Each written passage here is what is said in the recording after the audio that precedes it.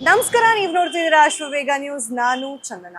ರಾಜ್ಯದ 19 ಜಿಲ್ಲೆಗಳು ಸೇರಿದಂತೆ ವಿದ್ಯುತ್ ವಿತರಣೆಗೆ ಏನು KERCಗೆ ಟಾಟಾ ಕಂಪನಿ ಒಂದು ಅಪ್ಲಿಕೇಶನ್ ಅನ್ನ ಹಾಕಿತ್ತು, ಅರ್ಜಿಯನ್ನ ಹಾಕಿತ್ತು. ಅದನ್ನ ಅಧಿಕೃತವಾಗಿ ಅವರು ಹಿಂಪಡೆದಿದ್ದಾರೆ. ಯಾಕೆ ಅಂತ ಅಂದ್ರೆ ಖಾಸಗೀಕರಣಕ್ಕೆ ಬಂದಂತಹ ತೀವ್ರವಾದ ವಿರೋಧದ ಬೆನ್ನಲ್ಲೇನೆ ಪವರ್ ಟಾಟಾ ಕಂಪನಿಯವರು ಅದನ್ನ ಅರ್ಜಿಯನ್ನ ಹಿಂಪಡೆದಿದ್ದಾರೆ.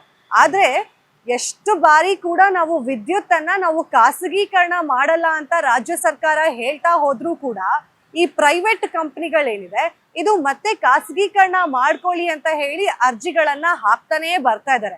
ಅಂದ್ರೆ DK ಶಿವಕುಮಾರ್ ಅವರು ಒಂದು ಇಂಧನ ಇಲಾಖೆಯ ಕಾರ್ಯಕ್ರಮದಲ್ಲಿ ಭಾಗಿಯಾದಂತಹ ಸಂದರ್ಭದಲ್ಲೂ ಕಟ್ಟ ಕಡೆಯವಾಗಿ ಹೇಳಿದ್ದಾರೆ, ನಾವು ಯಾವುದೇ ರೀತಿಯಾಗೂ ಕೂಡ ವಿದ್ಯುತ್ ಅನ್ನ ಖಾಸಗೀಕರಣ ಮಾಡ್ಕೊಡೋದಿಲ್ಲ ಅಂತ ಹೇಳಿ. ಆದ್ರೆ ಈಗ ಮತ್ತೆ ಪ್ರೈವೇಟ್ ಕಂಪನಿಗಳು ಖಾಸಗೀಕರಣ ಮಾಡ್ಕೊಳ್ಳಿ ಅಂತ ಹೇಳಿ ಮೊರೆ ಹೋಗ್ತಾ ಇದ್ದಾರೆ KERCಗೆ.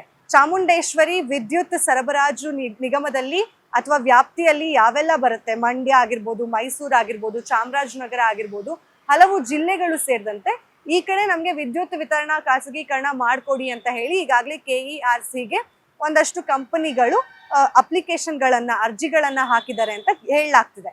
ಇದರ ಮಧ್ಯ ಒಂದು ಮಹೀಂದ್ರ ಕಂಪನಿ ಕೂಡ ಅರ್ಜಿಯನ್ನ ಹಾಕಿದೆ ಅಂತ ಕೇಳಿ ಬರ್ತಾ ಇದೆ. ಸಚಿವ ಸಂಪುಟದಲ್ಲೂ ಕೂಡ ಇದ್ರ ಬಗ್ಗೆ ಮಾತಾಡಿದಂತಹ ಸಂದರ್ಭದಲ್ಲಿ ಖಾಸಗೀಕರಣ ಯಾವುದೇ ಕಾರಣಕ್ಕೂ ಮಾಡ್ಕೊಡ್ಬಾರ್ದು ಅಂತ ಹೇಳಿ ತೀವ್ರವಾದಂತಹ ಆಕ್ಷೇಪಣೆಗಳು ಹಾಗೆ ಆರೋಪಗಳು ಕೇಳಿ ಬರ್ತಾ ಇತ್ತು.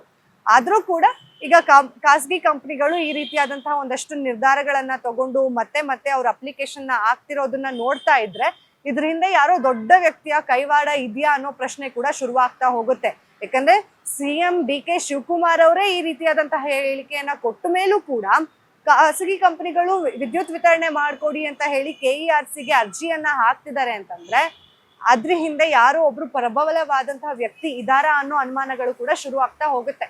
ನಿಮ್ಗೇನ್ ಅನ್ಸುತ್ತೆ ಅನ್ನೋದನ್ನ ಕಮೆಂಟ್ ಮಾಡಿ ತಿಳಿಸಿ. ಮತ್ತಷ್ಟು ಅಪ್ಡೇಟ್ಸ್ಗಾಗಿ ಫಾಲೋ ಮಾಡಿ ಅಶ್ವವೇಗ ನ್ಯೂಸ್.